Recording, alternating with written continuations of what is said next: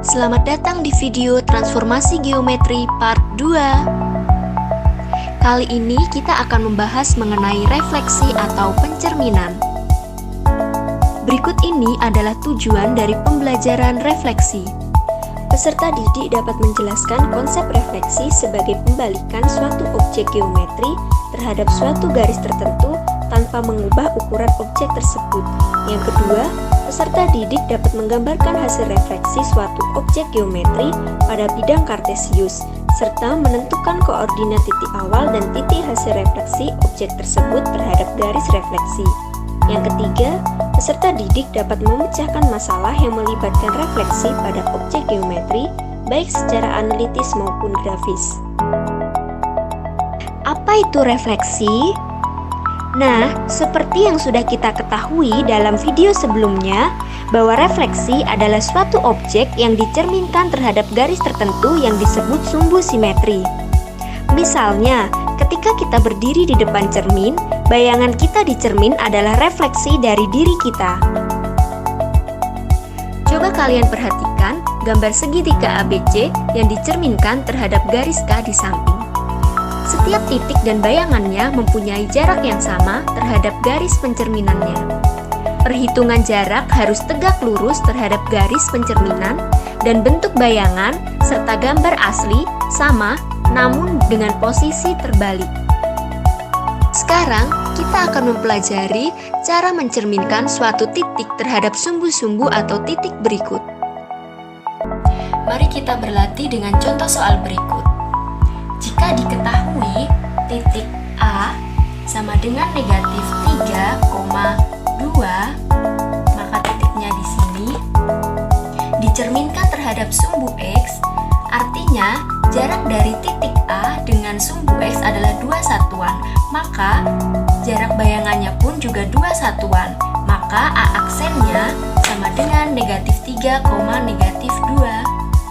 Selanjutnya, jika titik A dicerminkan terhadap sumbu Y, maka jarak dari titik A dengan sumbu Y adalah 3 satuan, maka jarak bayangannya pun juga 3 satuan.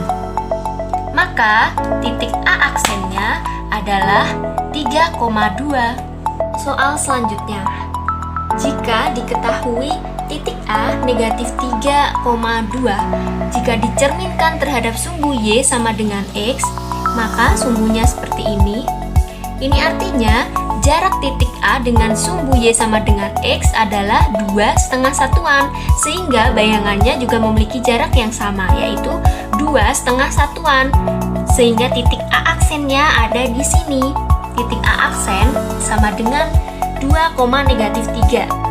Nah, selanjutnya jika dicerminkan terhadap sumbu Y sama dengan negatif X, maka sumbunya seperti ini. Nah, maka jarak titik A dengan sumbu Y sama dengan negatif X juga sama dengan bayangannya. Artinya A aksennya ada di sini. Sehingga titik A aksennya sama dengan negatif 2,3. Nah, selanjutnya, jika titik A dicerminkan terhadap titik 0,0, artinya titik A dan ke 0 dan 0 ke A aksen memiliki jarak yang sama. Titik A ke 0 ini 3 satuan, ke bawah 2 satuan, maka A aksennya juga memiliki jarak yang sama, 3 satuan, 2 satuan. Nah, maka titik A aksennya adalah 3,2. Contoh soal selanjutnya, jika titik A negatif 3,2 dicerminkan terhadap garis X sama dengan negatif 1, langkah yang pertama, kita buat terlebih dahulu garis X sama dengan negatif 1. Titik A memiliki jarak 2 satuan dari garis X sama dengan negatif 1. Maka A aksen juga memiliki jarak yang sama, yaitu 2 satuan dari garis X sama dengan negatif 1. Sehingga A aksen adalah 1,2. Maka A aksen dapat disimpulkan didapat dari 2A dikurangi X, Y. Selanjutnya, jika titik A negatif 3,2 dicerminkan terhadap garis Y sama dengan negatif 1, dengan cara yang sama seperti yang sebelumnya, kita buat terlebih dahulu garis Y sama dengan negatif 1. Titik A memiliki jarak 3 satuan dari garis Y sama dengan negatif 1. Maka A aksen juga memiliki jarak yang sama.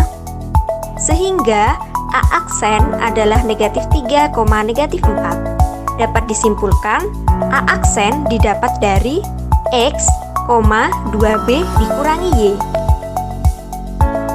Sekarang mari kita buat kesimpulannya.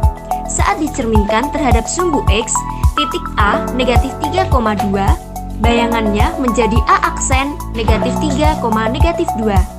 Sehingga A, X, Y menjadi A aksen X, negatif Y, dan yang lainnya.